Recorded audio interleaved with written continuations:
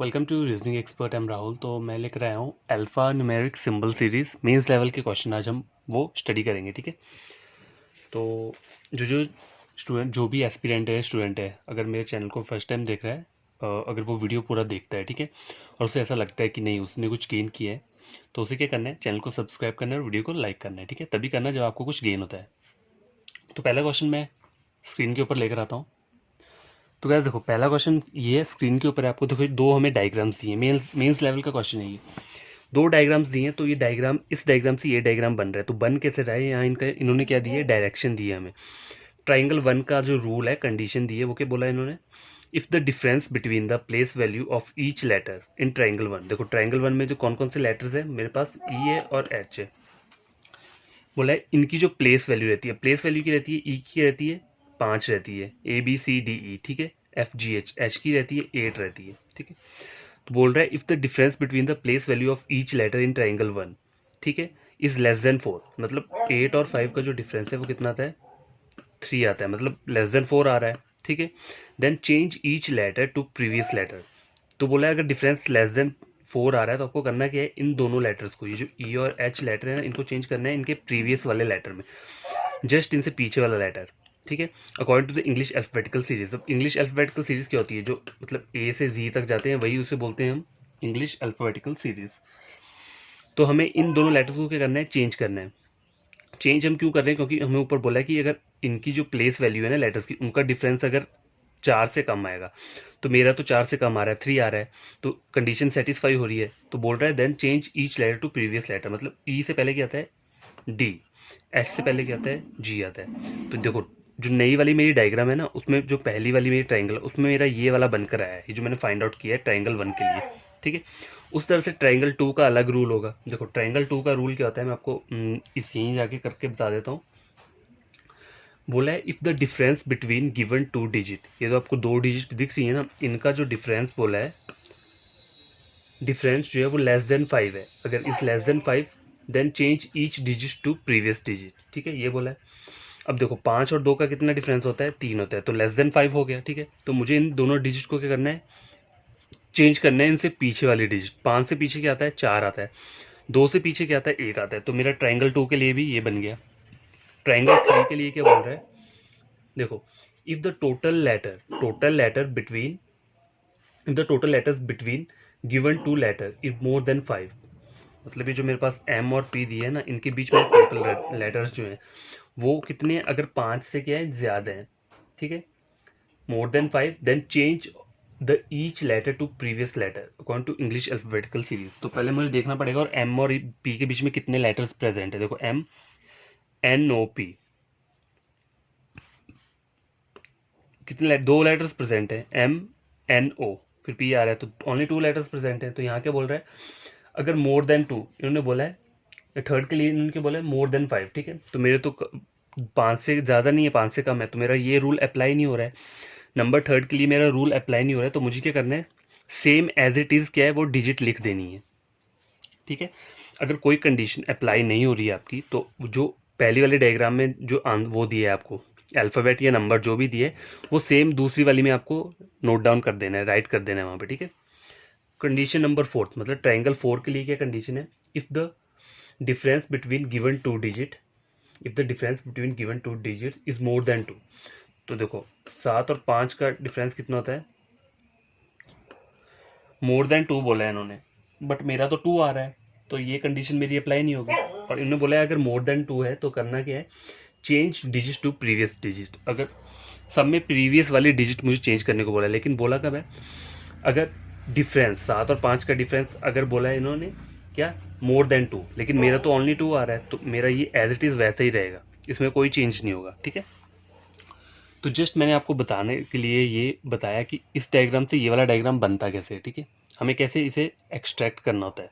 तो हमें ये जो ट्राइंगल 1 2 3 4 के लिए जो कंडीशन अप्लाई दी होती है ना, वो कंडीशन को पढ़ना है, फिर उसी से हमारा क्या है, ये डायग्राम मेन बन जाएगा। फिर हमें जो आंसर सॉल्व करने होते हैं वो इस डायग्राम को देख के सॉल्व करने होते हैं।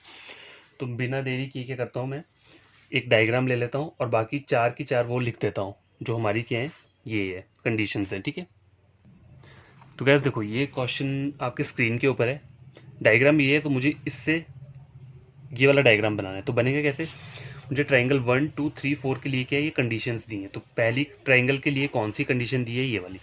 तो इसे पढ़ते हैं, क्या बोल रहा है।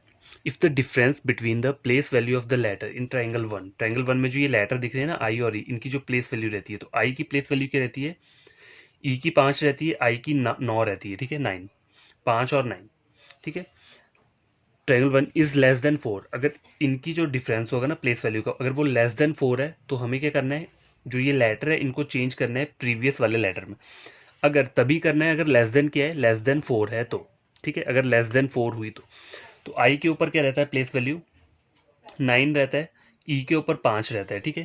देखो ई के ऊपर 5 रहता है, आई के ऊपर 9 रहता है, तो 5 6 7 8 9, मेरा 4 आया, लेस देन 4 नहीं आया, मेरा सिर्फ 4 आ रहा है। तो ये कंडीशन मेरी अप्लाई नहीं होगी।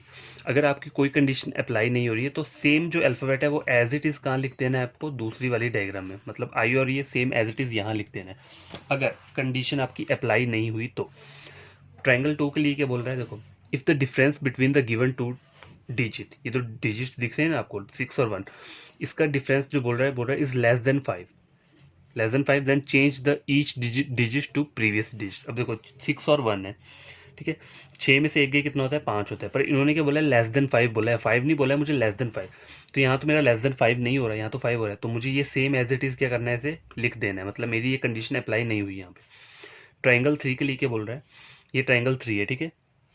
If the total letters between given two letter, मतलब ये जो ई और यू दिए है ना, इनके बीच के अंदर जो जितने लेटर्स हैं वो अगर क्या होते हैं, मोर देन 5 होते हैं। अगर इन ई और यू के बीच में लेटर्स 5 से ज़्यादा अगर प्रेजेंट हैं, तो change the each letter to previous letter, मतलब तो इनको ही करना है, मुझे ई से पहले वाला लेटर लिखना है और यू से पहले वाला लेटर लिखना है। लिखना कब है, अगर ई और यू के बीच का जो डिफरेंस है, लेटर्स का डिफरेंस है, वो क्या होना चाहिए, मोर देन 5। तो पहले डिफरेंस चेक कर लेता हूँ, ए बी सी डी ई, ई के आगे क्या होगा, देखो F G H I J K L M N O P Q R S T U, देखो 5 से ज़्यादा तो बन रहा है मेरा, ठीक है, 5 से ज़्यादा बन रहा है, तो मुझे आगे काउंट करने की जरूरत नहीं है, तो ये कंडीशन मेरी अप्लाई हो जाएगी, ठीक है। तो मुझे क्या करना है, ई से पहले कौन सा लेटर आता है, A B C D, D आता है, यू से पहले क्या आता है, टी आता है। तो ये कंडीशन मेरी अप्लाई होगी है थर्ड वाली ट्राइंगल पे, ठीक है। नंबर 4 क्या बोल रहा है, if the difference between given two digit, ये तो डिजिट दिए ना 5 और 8, इनका जो डिफरेंस बोल रहा है इज मोर देन 2 है। पहले देख लेता हूँ कितना है, 5 और 8, 5 6 7 8, 2 से ज़्यादा है, तो ये कंडीशन मेरी अप्लाई हो जाएगी। तो बोल के रहा है अगर मोर देन 2 है, then change each digit to previous digit, मतलब इन दोनों को चेंज करना है पीछे वाली डिजिट में। 5 से पहले क्या आता है, 4 आता है, 8 से पहले क्या आता है, 7 आता है। तो ये अब मेरा मेन डायग्राम बन के आया है। तो अब मुझे जो क्वेश्चन आगे हम सॉल्व करेंगे वो इस डायग्राम को देखकर क्वेश्चन क्या करेंगे, सॉल्व करेंगे, ठीक है। अब हमारा इनका कोई रोल नहीं है, अब बस ये हमारा मेन डायग्राम रहा, हमें सिर्फ इस मेन डायग्राम को एक्सट्रैक्ट करना होता है इन सब कंडीशंस को अप्लाई करके, ठीक है। जैसे ही अप्लाई करके ये डायग्राम बन गया, तो फिर इसे भूल जाओ इनको, फिर बस अपना मेन डायग्राम पे फोकस करो और क्वेश्चंस के ऊपर फोकस करो, ठीक है। तो ये मैं डायग्राम आगे जाके आपको क्वेश्चन सॉल्व करवाता हूँ। तो यार स्क्रीन के ऊपर पहला क्वेश्चन ये है, देखो हमारा डायग्राम बन के आ गया है। अब हमें क्या करना है, क्वेश्चन को सॉल्व करना है। How many meaningful word are formed by letter combining from triangle 1 and triangle 3, मतलब ट्राइंगल 1 ये है, ट्राइंगल 3 ये है, तो इन दोनों कौन से वर्ड्स हैं, आई ई और डी टी। तो मीनिंगफुल वर्ड बनाने हैं इन सब लेटर से। तो पहला क्या बन सकता है, देखो डाइट बन जाएगा, ठीक है। और कौन सा बन सकता है, तो यार देखो क्वेश्चन मेरे जो टोटल वर्ड्स बन रहे हैं वो कितने बन रहे हैं, 3 बन रहे हैं। देखो अब इन्हें फाइंड आउट करने का वो क्या है, प्रोसीजर क्या है। आई ई डी टी वर्ड दिए ना, देखो आई ई डी टी, तो देखो इस वर्ड से, आई से तो कभी कोई वर्ड बन नहीं सकता, मीनिंगफुल वर्ड बोला है ना, तो आई से तो कभी नहीं बनेगा, ठीक है। आई से कभी नहीं बनेगा, ई से चेक कर लेते हैं। तो ई से कभी चेक करना, तो पहले ई ले लिया, फिर उसके आगे डी आई टी कर लिया, फिर ई ले लिया, फिर आई डी टी कर लिया, मतलब जो जो आपका पैटर्न बन सकता है। ई ले लिया, टी आई डी, ठीक है। तो देखो इसमें सिर्फ एडिट वाला वर्ड जो है ना, एडिट, वो आपका मीनिंगफुल है, ठीक है, E D I T edit. बाकी वर्ड जो है वो मीनिंगफुल नहीं बन रहे हैं। और एक बात और भी होनी चाहिए कि आपका अगर वोकेबलरी का सेक्शन थोड़ा स्ट्रांग होगा ना, तो ये वाले वर्ड्स आप इजीली थोड़ा कर सकते हो, मतलब डिफ्रेंशिएट, अगर आपको ये वर्ड्स पता हो, मतलब अगर पढ़े हो कहीं, तो आप इजीली कर सकते हो। ये हो गया, ई से बस इतने ही वर्ड बनेंगे। अब डी से चेक करो, D I E T, diet हो गया, D E I T, D T I E, तो इनमें से सिर्फ डाइट वाला वर्ड ही बन रहा है, ठीक है। डाइट हो गया, एडिट हो गया। अब टी से चेक करता हूँ, आई से तो कोई वर्ड बना नहीं है, T I E T, TEID, TDIE। तो देखो इनमें सिर्फ टाइड वर्ड है मेरा जो मीनिंगफुल बन रहा है, तो मैंने यहाँ लिख दिया है। तो इस तरीके से आप क्या कर सकते हो, वर्ड्स को फाइंड आउट कर सकते हो अगर आपको नहीं समझ में आ रहा है। मतलब होता है कोई कोई वर्ड्स नहीं हमें पता चलते हैं कि मीनिंगफुल वर्ड कौन से हैं, नहीं हमारा वोकेबलरी इतना स्ट्रांग नहीं होता है, तो ये एक तरीका है मतलब फाइंड आउट करने का वर्ड्स का, मतलब थोड़ा हिंट मिल जाता है और कुछ नहीं है। ठीक है, पहला क्वेश्चन ये कंप्लीट हो गया। क्वेश्चन नंबर 2 लेकर आता हूँ। तो क्या सेकंड क्वेश्चन स्क्रीन के ऊपर ही है, what is the sum of each digit which is obtained in triangle 2 and triangle 4। Triangle 2 और ट्राइंगल 4 में कौन कौन से डिजिट है, 47 और 61। तो देखो 7 और 1 8 हो गया आपका, सम बोला है ना इसको, सम देखो कितना हो गया, 7 और 1 8, 6 और 4 कितना हो गया, 10 हो गया, तो 108 हो गया। अच्छा नहीं गया, इस तरीके से सम नहीं करना है, पहले ट्राइंगल 2 के इन दोनों को ऐड करना है। तो 6 और 1 कितना होता है, 8 होता है। 7 और 4 कितना होता है, 7 8 9 10 11 प्लस 11, तो कितना हो गया, 11 और 8 19 हो गया ना। तो ऑप्शन नंबर क्या रहेगा, सी। ऑप्शन नंबर सी आपका आंसर रहेगा। तो इसको इस तरीके से ऐड करना है, डायरेक्ट ऐड मत करना कि 47 में 61 ऐड कर दिए, नहीं, पहले इन दोनों को ऐड करना है। तो गाइस देखो क्वेश्चन नंबर थर्ड चेक करो, which of the following letter is obtained in triangle 3। Triangle 3 है तो उसमें डी और टी मिल रहा है, तो यहाँ ऑप्शन क्या हो जाएगा मेरा, ऑप्शन नंबर सी। ठीक है, तो guys question number fourth screen के ऊपर ये है, what is the product of second digit of triangle 4। तो ट्राइंगल 4 की जो सेकंड डिजिट है वो क्या है, 7 है। ठीक है, और क्या बोल रहा है, and first digit of triangle 2। Triangle 2 की पहली डिजिट क्या है, 6 है, तो इसका प्रोडक्ट है। प्रोडक्ट का मतलब क्या होता है, प्रोडक्ट मीन्स मल्टीप्लाई। ठीक है, प्रोडक्ट का मतलब होता है मल्टीप्लाई करना है, तो 6 7 जो कितना होता है, 42। तो ऑप्शन हो जाएगा ऑप्शन नंबर डी। तो बस question number fifth last question है ये जो हमने पहला क्वेश्चन पढ़ा उसमें टोटल 5 क्वेश्चन है, तो फिफ्थ क्या है, what is the sum of numerical value of the first letter in triangle 1। Triangle 1 में पहली लेटर क्या है, आई है। ठीक है, and second letter of triangle 3। Triangle 3 में सेकंड लेटर क्या है, टी है। तो बोला क्या इसका न्यूमेरिकल वैल्यू, न्यूमेरिकल वैल्यू क्या होती है, मतलब जो इसकी प्लेस वैल्यू है, प्लेस वैल्यू क्या होती है आई की, A B C D E F G H I, मतलब 9 रहता है, ई जे ओ टी, टी पर क्या होगी आपकी 20। ठीक है, तो इसका सम बोला है 20 प्लस 9 कितना होता है आपका, 29। ठीक है, ई जे ओ टी 20, तो देखो 29 होगा, तो यहाँ पे 29 दिख रहा है, नहीं दिख रहा है, तो आपका ऑप्शन क्या होगा, option number E, none of this.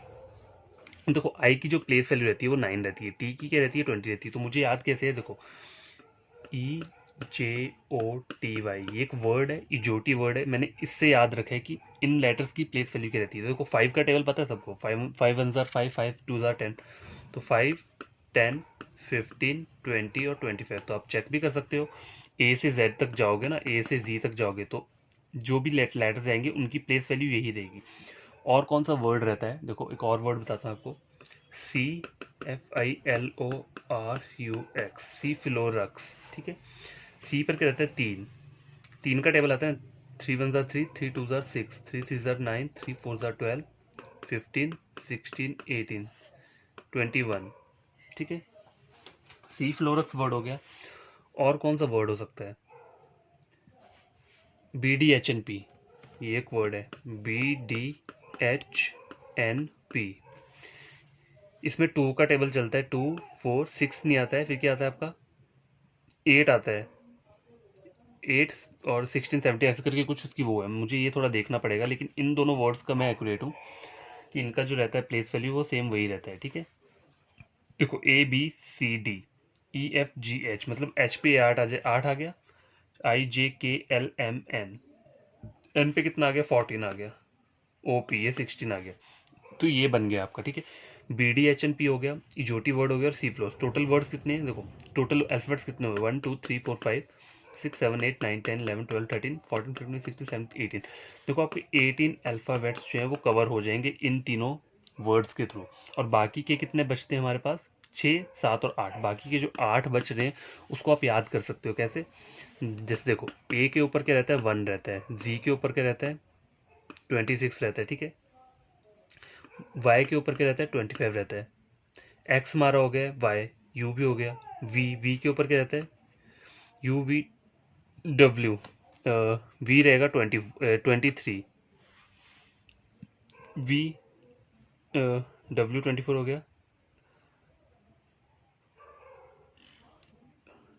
रुको ये शायद ना गलत होगा, इतना ही याद रखो ए और जेड तक का, बाकी के जो लेटर कितने बचते हैं देखो ये हो गए टोटल हो गए 18, 19, 20, मतलब ए और जेड को मिला के कितने हो गए 20 वर्ड्स हो गए, ठीक है। बाकी बचे कितने 6 को आप ऐसे ही याद रख सकते हो, उनका जो वो रहता है प्लेस वैल्यू। तो ये एक ट्रिक रहता है इनको याद करने के लिए, जो कि आपको क्या होना चाहिए, पता होना चाहिए। तो नेक्स्ट क्वेश्चन क्या करते हैं, पढ़ते हैं। तो गैस ये एक बढ़िया तरीके का क्वेश्चन है, ये भी मेंस लेवल का क्वेश्चन है। तो देखो ऊपर मुझे 4 सेक्टर दिए हैं, ठीक है, और इन 4 सेक्टर से ये डायग्राम बन रहा है। तो ये डायग्राम बन कैसे रहा है, नीचे जो मुझे सेक्टर 1, 2, 3, 4 के लिए कंडीशन दी है। तो देखो पहली कंडीशन क्या बोल रहा है, if the number is an even number. पहले वाले सेक्टर में नंबर अगर इवन नंबर है, then multiply it by 3 and write the letter as it is. मतलब मुझे सिर्फ नंबर अगर इवन नंबर है तो उसे मल्टीप्लाई करना है 3 के साथ, और जो लेटर है वो एज इट इज ही लिख देना है। तो देखो 6 इंटू 3 कितने होते हैं, 18 होते हैं, और लेटर एज इट इज लिखती है तो 18 आ गया, ठीक है। उस तरह से सेकंड फॉर सेक्टर 2, इसके लिए क्या कंडीशन दी है, बोल रहा है if the number is an odd number. मतलब अगर नंबर ऑड है, देखो मेरा ऑड है, ठीक है, देन मल्टीप्लाई विद 2। तो 5 को 2 से मल्टीप्लाई करूंगा तो क्या जाएगा, 10 आ जाएगा। And write the letter as it is, letter को एज इट इज लिख देना है, ठीक है।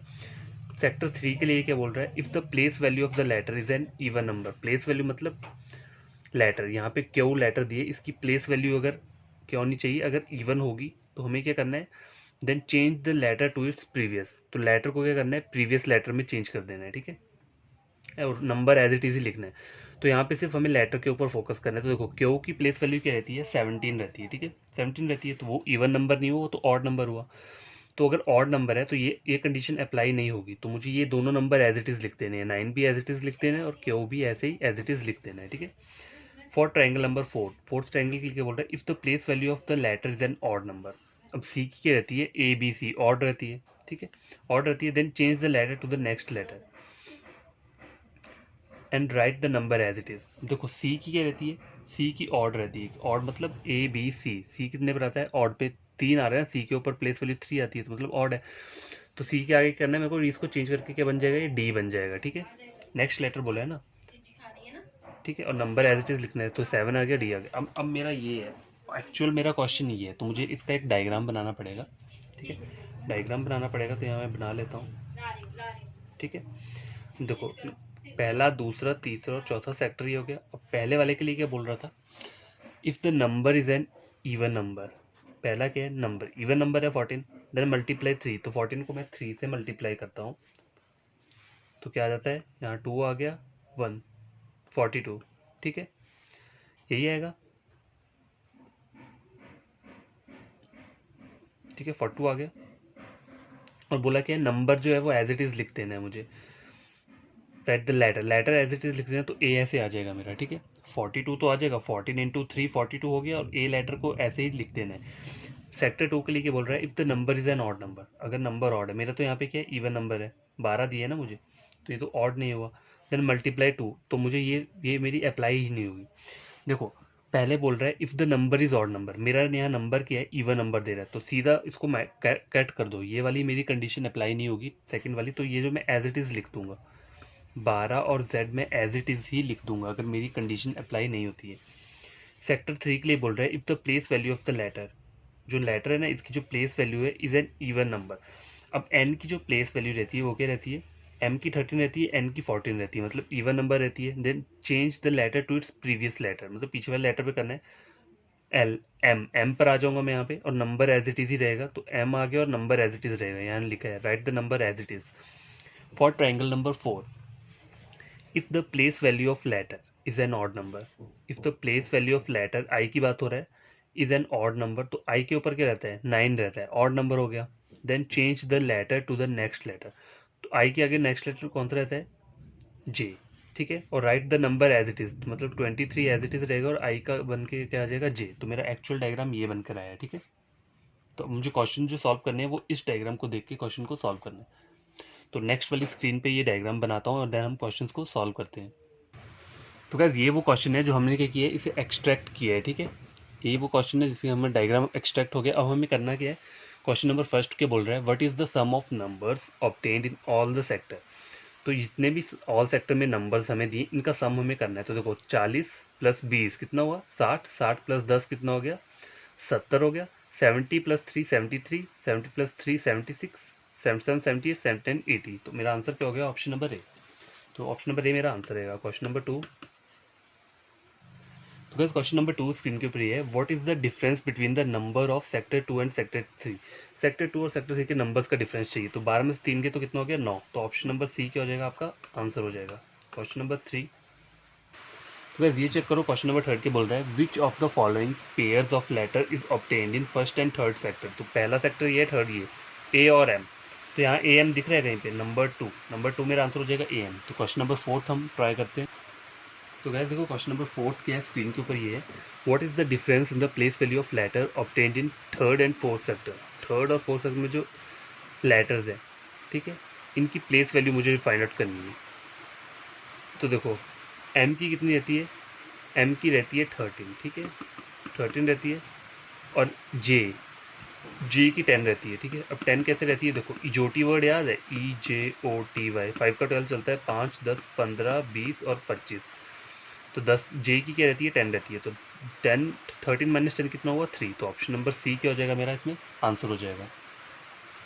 अब क्वेश्चन नंबर 5 मैं आपको ऐसे ही बता देता हूँ। देखो क्वेश्चन नंबर 5 क्या है, what is the product of the number, product मतलब हमें मल्टीप्लाई करना है, of the number in first sector. First sector में क्या है 42 दिया है, and place value of the letter in third sector.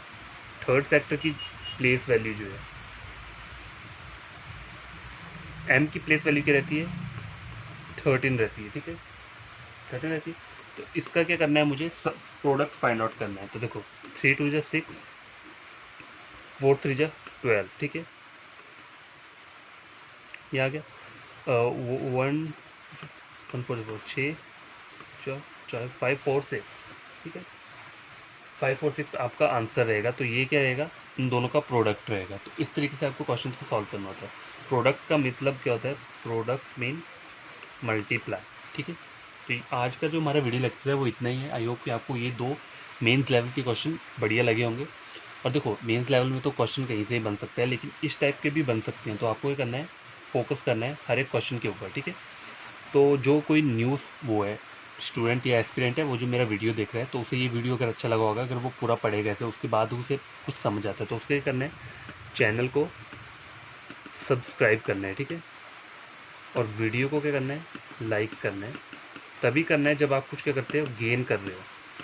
अगर आप कुछ गेन कर रहे हो ना, तभी आपको ये 2 चीज़ें करनी है। और जो मेरे ऑलरेडी सब्सक्राइबर्स हैं, उन्हें क्या करना है, कमेंट करना है वीडियो के नीचे कि आपको ये वीडियो कैसा लगा है, अच्छा लगा है। अगर अच्छा लगा है तो भी बोलना है, बुरा लग रहा होगा, उसमें कुछ मिसिंग चीज़ है, अगर आपको समझ में नहीं आ रही है, तो आप बोल सकते हो कि ये वीडियो फिर से अपलोड करो, तो मैं फिर से अपलोड कर दूंगा।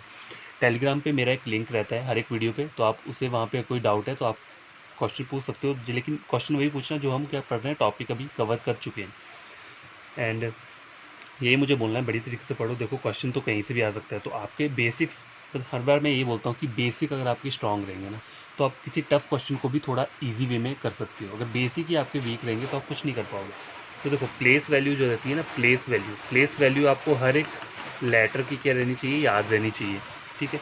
ऑपोजिट लेटर होते हैं, ऑपोजिट लेटर, ये भी आपको क्या होना चाहिए, पता होना चाहिए। तो इन दोनों की मैंने क्या की है, शॉर्ट ट्रिक मैंने ऑलरेडी अपलोड करके रखे हैं। मेरा उसका देख सकते हो आप, प्लेलिस्ट है SSC CGL का, ठीक है, उसमें मैंने ये अपलोड किया है, या फिर शॉर्ट वीडियो चेक करोगे वहाँ पे भी ये दोनों चीज़ें मिल जाएंगी। तो बढ़िया तरीके से पढ़ना है। Bye, take care.